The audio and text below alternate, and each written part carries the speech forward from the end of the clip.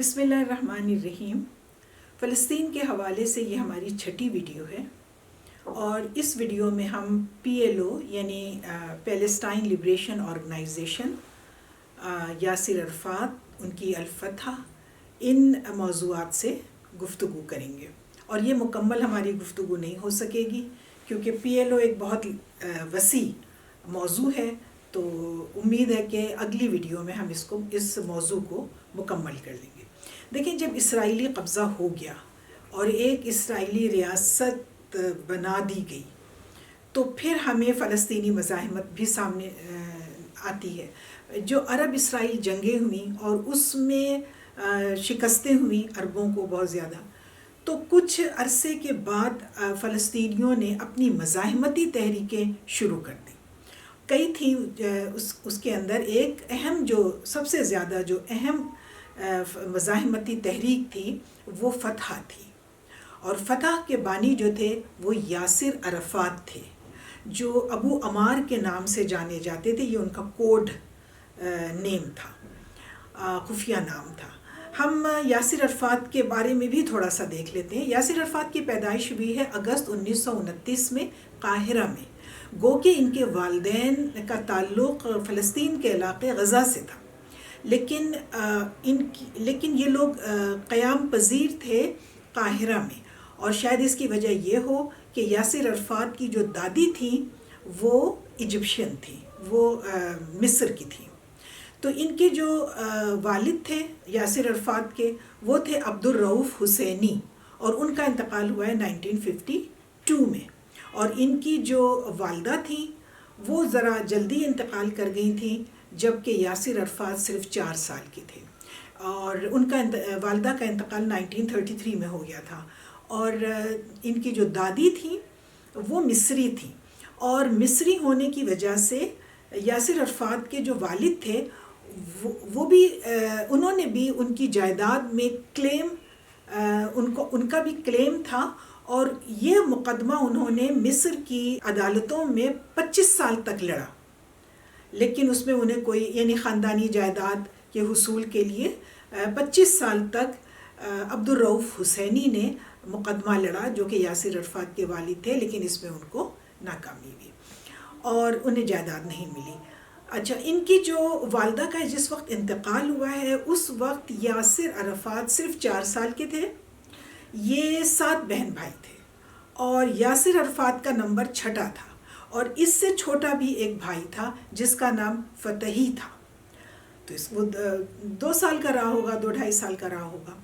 تو یہ 7 بچوں کو دیکھنا ان کے جو والد تھے ان کے لیے تو بہت بڑا مسئلہ تھا۔ تو انہوں نے جو 2 چھوٹے بچے تھے، یعنی یاسر عرفات اور ان کا چھوٹا بھائی فتحی، ان کو بھجوا دیا ان کے ماموں کے پاس غزہ میں۔ تو انہوں نے وہاں پہ 4 سال گزارے، اور اس کے بعد والد نے، جب یہ بچے ذرا بڑے ہو گئے تو والد نے ان کو واپس بلا لیا۔ اچھا، یہ واپس آ گئے۔ والد کے ساتھ ان کے تعلقات جو ہیں وہ بہت کشیدہ رہے، اور ان کی ایک بڑی بہن تھی، جو سب سے بڑی بہن تھی یاسر عرفات کی، ان کا نام ہے انعام۔ تو انعام سے انٹرویو کیا تھا ایلان ہرٹ، جو ہیں انہوں نے یاسر عرفات کی بائیوگرافی لکھی ہے، تو اس کی وجہ سے وہ ان کے سارے خاندان کے سارے لوگوں سے ملاقات انہیں کی تھی۔ تو انعام سے انہوں نے اس کی وجہ پوچھی تھی کہ یاسر عرفات کے اپنے والد سے تعلقات اتنے خراب کیوں تھے کہ نہ وہ ان کے جنازے پر آئے، اور نہ جب وہ غزہ سے واپس آئے تھے، کچھ عرصے بعد وہ دوبارہ جب غزہ گئے تھے، اور جب وہ واپس آئے تھے تو بھی وہ ان کی قبر پہ نہیں گئے۔ تو یہ اس کشیدگی کی کیا وجہ تھی؟ تو جو ان کی بڑی بہن تھی انعام، انہوں نے کہا کہ اس کی وجہ یہ ہو سکتی ہے کہ والد میرے سخت تھے اور مارتے پیٹتے بہت تھے، اور دوسری وجہ یہ تھی کہ یاسر جو تھے، یہ محلے میں ایک یہودی عبادت گاہ تھی، یہ وہاں جاتے تھے اور یہودیوں کے ساتھ عبادت وغیرہ کرتے تھے۔ تو میں نے ان سے پوچھا، یعنی انعام نے کہا کہ میں نے ان سے پوچھا کہ تم وہاں کیوں جاتے ہو اور کیوں پریٹینڈ کرتے ہو اور ان کی عبادت میں تھوڑی بہت شرکت کرتے ہو؟ تم ایسا کرتے ہو تو بابا تمہارے پر غصہ ہوتے ہیں اور مارتے پیٹتے ہیں۔ تو انہوں نے کہا میں وہاں اس لیے جاتا ہوں کہ میں دیکھ سکوں کہ ان کی ذہنیت کیا ہے۔ یہ کیسے لوگ ہیں جیوز جو ہیں. تو یہ اس کا نوجوانی کا ایک تجربہ تھا جس کو ان کے والد پسند نہیں کرتے تھے، اور اس بنیاد پہ اس کو بہت مارتے پیٹتے تھے یاسر عرفات کو. اس کی وجہ سے ان کے تعلقات کشیدہ ہو گئے تھے، نہ وہ والد کے قبر پہ گئے اور نہ ان کے ساتھ انہوں نے اچھا تعلق رکھا. بہرحال یہ پھر انہوں نے تعلیم جو جاری رکھی وہ مصر میں ہی، قاہرہ میں ہی. 1944 میں یہ شاہ فواد یونیورسٹی سے انہوں نے گریجویشن کیا. اس زمانے میں یونیورسٹیز جو تھیں وہ سیاست کا اکھاڑا بنی ہوئی ہوتی تھی، جیسے آج پاکستان میں بھی ہے. پاکستان میں بھی ہمارے یہاں طلبہ تنظیمیں جو ہیں وہ بہت زیادہ سیاست کے اندر حصہ لیتی ہیں، تو اسی طریقے سے مصر میں بھی تھا. یہ اس زمانے کے مصر کی یونیورسٹیز کے اندر اور مدارس کے اندر اور کالجز کے اندر اخوان کا بہت زور تھا، اخوان المسلمون کا. تو یہ جو تھے یاسر عرفات، یہ اخوان سے بھی متاثر ہوئے. یہ بہت زیادہ صہیونی مخالف نظریات رکھتے تھے، یعنی اینٹی زائنسٹ ان کے نظریات تھے، اور مگر یہ نیشنلسٹ بھی بہت کٹر قسم کے نیشنلسٹ تھے، یعنی اسلامسٹ سے زیادہ یہ نیشنلسٹ تھے. لیکن جب عرب اسرائیل جنگ ہوئی 1948 کی، تو اس میں اخوان نے بھی حصہ لیا تھا، اور اخوان کے ساتھ مل کر کے یہ یاسر عرفات بھی ان جنگوں میں شریک رہے تھے. اس کے بعد یہ جب جنگ ہار وار گئے سب، پھر اس کے بعد یہ یونیورسٹی طلبہ تنظیموں میں انہوں نے اپنی فلسطینی نوجوانوں کی ایک تنظیم بنا رکھی تھی ایجپٹ کے اندر یونیورسٹی میں. تو اس کے وہ صدر رہے 1952 سے 1956 تک، یہ اس یونین کے صدر بھی رہے. 1952 میں ایک بڑی تبدیلی آتی ہے مصر کی سیاست کے اندر، اور وہ تھا جمال عبد الناصر کا انقلاب. یہ ایک انقلابی کمانڈ کونسل تھی، ریولوشنری کمانڈ کونسل RCC. یہ جونیئر ملٹری آفیسرز کی تھی، اس میں میجر اور کرنل کے رینک کے لوگ تھے، اور انہوں نے بغاوت کی تھی شہنشاہ وقت کے خلاف، فواد کے خلاف. کچھ سورسز تاریخ کے یہ کہتے ہیں کہ اخوان ان کے ساتھ تھے، RCC کے ساتھ تھے. اور جب جمال عبد الناصر نے اپنی حکومت بنا لی 1952 میں، جنرل نجیب کی بنی تھی اور بعد میں ناصر، تو جب نجیب کی حکومت بن گئی تو 2 سال تک تو ان کے تعلقات بہت اچھے رہے، لیکن اس کے بعد ان کے تعلقات بگڑنے لگے. جمال عبد الناصر کا رویہ اخوان کے خلاف روز بروز سخت ہوتا چلا گیا. تو اخوان المسلمون اور اس طرح کے جو لیڈر قسم کے طلبہ تنظیموں کے جو لیڈر قسم کے اسٹوڈنٹ تھے، یہ ادھر ادھر ہو گئے. کوئی شام چلا گیا، کوئی لبنان چلا گیا، کوئی اردن چلا گیا، کوئی کویت چلا گیا، کیونکہ یہ انہیں خطرہ تھا کہ یہ گرفتار کر لیے جائیں گے اور جیلوں میں سڑا دیے جائیں گے. تو یہ لوگ ادھر ادھر ہو گئے. تو یہ جو تھے یاسر عرفات، یہ کویت چلے گئے، اور کویت جانے کے بعد انہوں نے وہاں پر جو مصری طالب علم تھے اور جو فلسطینی طلبہ تھے، ان سب کو ملا کر کے انہوں نے ایک تنظیم بنائی جس کا نام تھا فتح. یہ 1956 میں انہوں نے یہ تنظیم بنائی، اور اس تنظیم کا بنیادی مقصد یہ تھا کہ فلسطین میں جو اسرائیل نے قبضہ کر رکھا ہے، یہاں سے اسرائیل کا خاتمہ کیا جائے اور فلسطینی ریاست کو دوبارہ سے قائم کیا جائے. اور اس کے لیے انہوں نے حکمت عملی کیا اختیار کی، کیونکہ حکومت وغیرہ تو ان کے پاس کچھ بھی نہیں تھی، یہ تو بس ایسی مرکز اپنا بنا لیا کہیں انہوں نے اور بس. تو انہوں نے فدائین بھرتی کی، رضاکار ایسے جو فدائی حملہ بھی کر سکیں، اور گوریلا وار انہوں نے جو ہے وہ شروع کر دی اسرائیل کے خلاف. اور اس کے لیے جو سرزمین استعمال ہوئی ابتدا میں وہ اردن کی تھی، کیونکہ ان کا ہیڈ کوارٹر جو تھا وہ ویسٹ بینک میں تھا. ویسٹ بینک جو ہے وہ اس وقت اردن کے پاس تھا. تو ان کی جو کاروائیاں شروع ہوئی ہیں وہ اردن سے شروع ہوئی ہیں، اور یہ اردن کی زمین سے اسرائیل کے اوپر حملے کیا کرتے تھے، گوریلا قسم کے حملے، امبوش، ادھر مار دیا ادھر مار دیا، مارا اور بھاگ گئے، اس طرح سے انہوں نے، اور فدائی حملے بھی انہوں نے شروع کر دیے اسرائیل کے خلاف. اچھا، اس کے بعد ایسا ہوا کہ کچھ اور تنظیمیں بھی چل رہی تھیں، یعنی فلسطین کی آزادی کے لیے فلسطینیوں نے چھوٹے موٹے گروہ بنائے ہوئے تھے اور تنظیم. تو اس وقت ایک ایک امبریلا آرگنائزیشن کی ضرورت محسوس کی گئی. یعنی پاپولر فرنٹ الگ لڑ رہا ہے اور الفتح الگ لڑ رہی ہے، اور چھوٹے موٹے گروہ ہیں فلسطینیوں کے الگ الگ لڑ رہے ہیں. تو ان کے سربراہوں نے سوچا کہ ایک ہمیں امبریلا آرگنائزیشن بنانی چاہیے اور ان ساری تنظیموں کو اس کے اندر ملا دینا چاہیے، مل جانا چاہیے، اور ہمیں متحد ہو کر کے کوآرڈینیٹڈ ایفرٹ کے ساتھ فلسطین کی آزادی کے لیے کام کرنا چاہیے. لہٰذا 1964 میں PLO قائم ہوئی، یعنی پیلسٹینین لبریشن آرگنائزیشن. عربی میں اس کا نام تھا منظمۃ التحریر الفلسطینیہ، اور اردو میں ہم اس کو کہتے ہیں تنظیم آزادی فلسطین. اور مقصد اس کا بھی وہی تھا جو الفتح کا تھا یا دوسری اور جماعتوں کا تھا. چونکہ یہ لوگ استعمال کر رہے تھے ویسٹ بینک کو، اور West Bank was the part of اس وقت اردن کا حصہ تھا، تو شاہ حسین کے لیے تو پریشانی کی بات تھی نا. اردن کے جو شاہ حسین تھے ان کے لیے تو پریشانی کی بات تھی، کیونکہ PLO بہت اسٹرانگ ہو گئی تھی جب اس میں ساری جماعتیں مل گئی تھیں، اور یہ فدائی حملے کر رہے ہیں اور مار دھاڑ کر رہے ہیں اور ادھر حملہ ادھر، اور طاقت ان کی مسلسل بڑھتی چلی جا رہی ہے. تو صرف ان کے شاہ حسین کے اوپر، جو کہ اردن کے بادشاہ تھے، ہاشمی بادشاہ تھے، صرف ان کے اوپر امریکہ اور اسرائیل کا ہی دباؤ نہیں تھا کہ بھئی آپ ان کو روکیں، بلکہ حکومتی ارکان بھی شاہ حسین کے اوپر شدید تنقید کر رہے تھے، اور وہ یہ کہتے تھے کہ PLO جو ہے یہ اسٹیٹ ود ان اسٹیٹ ہے، یہ ریاست کے اندر ایک ریاست بن گئی ہے، لہٰذا اس کے خلاف کارروائی ہونی چاہیے. شاہ حسین زیادہ دیر تک یہ تنقید برداشت نہیں کر سکتے تھے، کیونکہ یہ یعنی ہر گزرتے دن کے ساتھ PLO زیادہ سے زیادہ مضبوط ہوتی جا رہی تھی، ان کی کارروائیاں بڑھتی چلی جا رہی تھی. یہ صورتحال اس وقت زیادہ خراب ہوئی جب 6 ستمبر 1970 کو ایک واقعہ رونما ہو گیا، اور اس واقعے کو ہسٹری کے اندر بلیک ستمبر کا واقعہ کہا جاتا ہے. اور یہ واقعہ یہ تھا کہ PLO کے اندر ایک فرنٹ تھا، ایک عوامی پاپولر فرنٹ. ان لوگوں نے 4 مسافر بردار جہاز اغوا کر لیے، اور ان 4 مسافر بردار جہازوں کو اغوا کر کے 3 جہاز انہوں نے اردن کی اس ایئر فیلڈ پہ اتارے، اور ایک جہاز انہوں نے قاہرہ میں اتارا.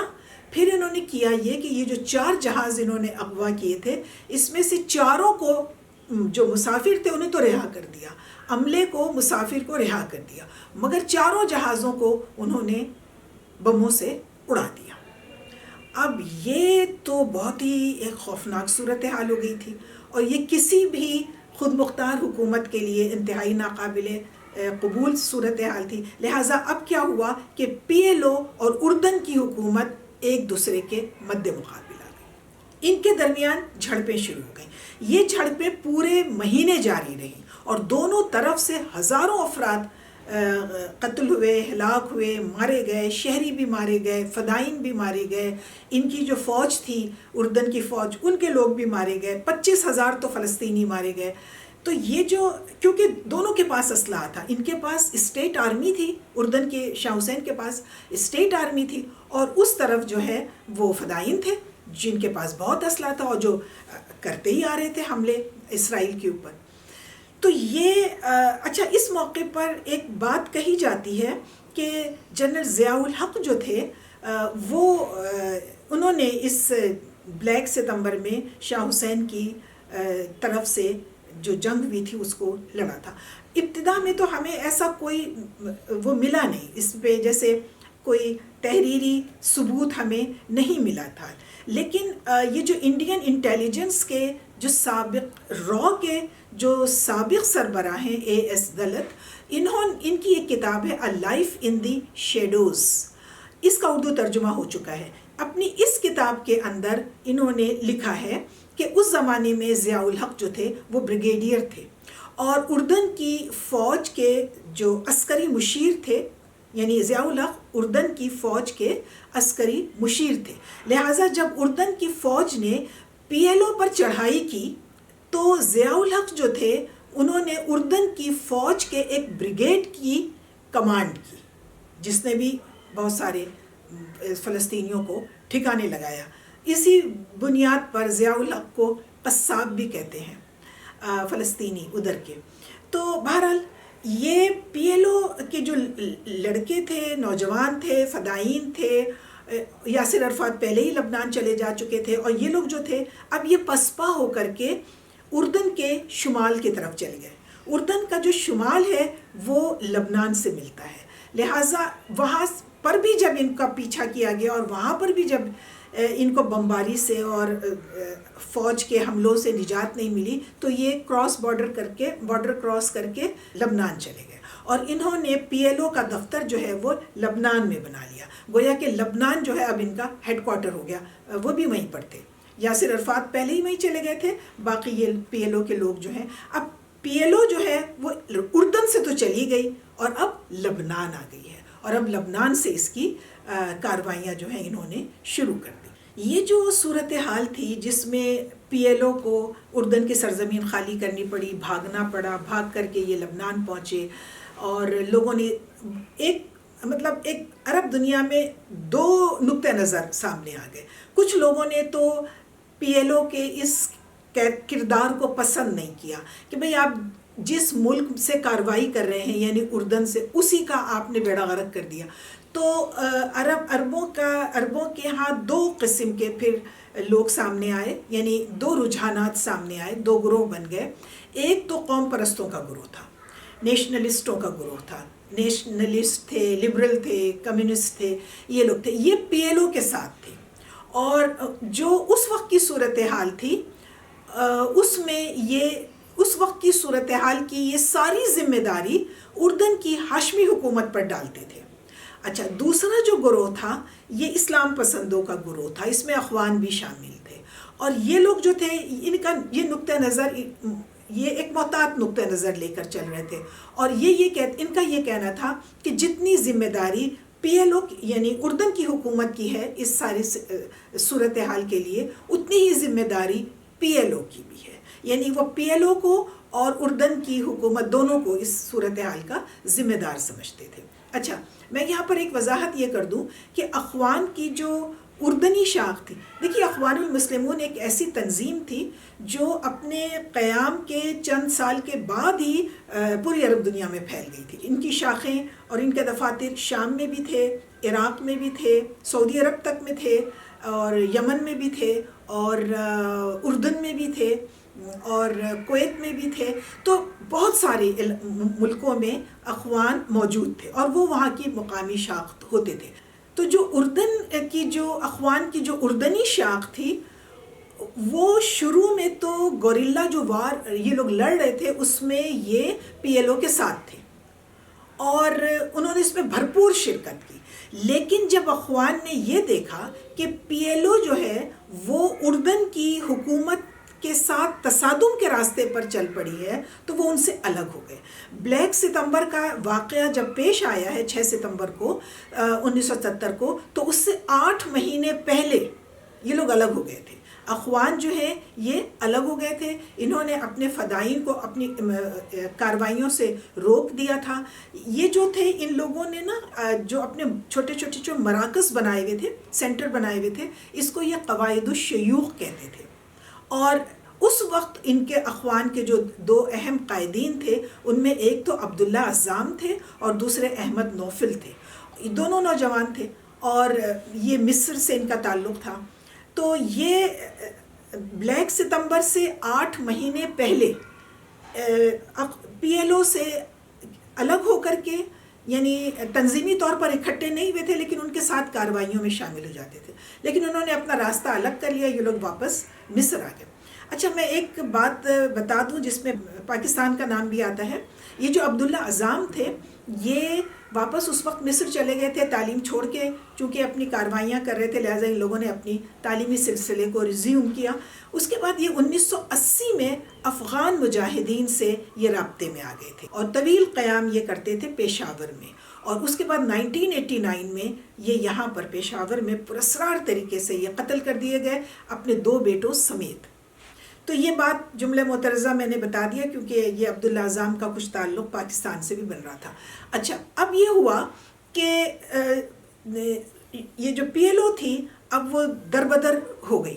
اب انہوں نے پورا فوکس اس بات پہ کیا کہ عرب دنیا کسی طریقے سے، کیونکہ عرب دنیا میں ایک سینٹیمنٹ ایسا پیدا ہو گیا تھا جو پی ایل او سے ناراض ہو گیا تھا، ان کی فدائی کاروائیاں پسند نہیں کرتا تھا، اور ان کے یہ جارحانہ کاروائیاں جو اردن کی حکومت کے خلاف انہوں نے کی، تو اس کی وجہ سے ان کا جو امیج تھا وہ ڈیمیج ہوا تھا. تو اب انہوں نے اپنے امیج کو بہتر کرنے کی کوشش کی پی ایل او نے، اور پوری کوشش یہ کی کہ عرب دنیا ان کو کسی طریقے سے فلسطینیوں کی ایک نمائندہ سیاسی جماعت مان لیے. تو یہ کامیابی ان کو ہوئی ہے 28 اکتوبر 1974 کو، جب رباط میں 7ویں عرب سمٹ کانفرنس ہوئی. تو انہوں نے پی ایل او کو، یعنی اس عرب شامل تمام عرب ممالک نے پی ایل او کو فلسطینیوں کی قانونی نمائندہ جماعت تسلیم کر لیا، اور یہ بھی تسلیم کیا کہ پی ایل او کو اختیار ہے کہ وہ ایک آزاد فلسطینی ریاست قائم کرنے کے لیے کوشش کرے. ان کا مقصد یہی تھا کہ اسرائیل کو ختم کر دیا جائے، اسرائیل کا خاتمہ کیا جائے، اور برٹش مینڈیٹ سے قبل کا جو فلسطین تھا، برٹش مینڈیٹ کب قائم ہوا ہے؟ 1920 میں. تو 1919 یا 1918 وغیرہ کا جو فلسطین تھا، وہ والا فلسطین ایک آزاد ریاست کے طور پر تسلیم کرایا جائے. اب یہ ایجنڈا لے کر کے آگے چلتے ہیں. اس کے بعد ہوا یہ اس کوشش میں پی ایل او اس کوشش میں لگ گئی. 1983 سے 1993 تک، ان تقریباً 10 سال جلا وطن رہے ہیں یاسر عرفات، یعنی وہ لبنان سے بھی نکال دیے گئے، تو وہ تیونس چلے گئے تھے، اور تیونس میں انہوں نے 10 سال رہے. 1990 میں انہوں نے شادی کر لی. اس وقت ان کی عمر 60 سال تھی. جس خاتون سے انہوں نے شادی کی اس کا نام سوہا تھا. یہ جو سوہا طویل تھیں، یہ فلسطینی عیسائی تھیں، اور یہ 27 سال اس وقت ان کی عمر تھی شادی کے وقت. اور یہ تیونس میں یاسر عرفات کے دفتر کی آفس کی سیکریٹری تھی. اچھا، تیونس کے قیام کے 10 سالہ دور میں ہم دیکھتے ہیں کہ یاسر عرفات کے تصورات میں، خیالات میں بڑی نمایاں تبدیلی آئی، اور انہوں نے مزاحمت اور جنگ کا راستہ چھوڑ دیا اور اسرائیل سے مذاکرات کے اوپر آمادہ ہو گئے. اس میں امریکہ کا بڑا ہاتھ ہے، امریکہ نے ان کو کسی نہ کسی طرح قابو کر لیا. 1993 میں ہم دیکھتے ہیں کہ اوسلو ایگریمنٹ ہوا. اب ہم اس گفتگو کو یہی رکھتے ہیں، کیونکہ اوسلو ایگریمنٹ بہت ہی امپورٹنٹ ایک ایگریمنٹ ہے فلسطین کی تاریخ میں، جو اس بات کا متقاضی ہے کہ اس کو پوری توجہ کے ساتھ اور تفصیل کے ساتھ بیان کیا جائے.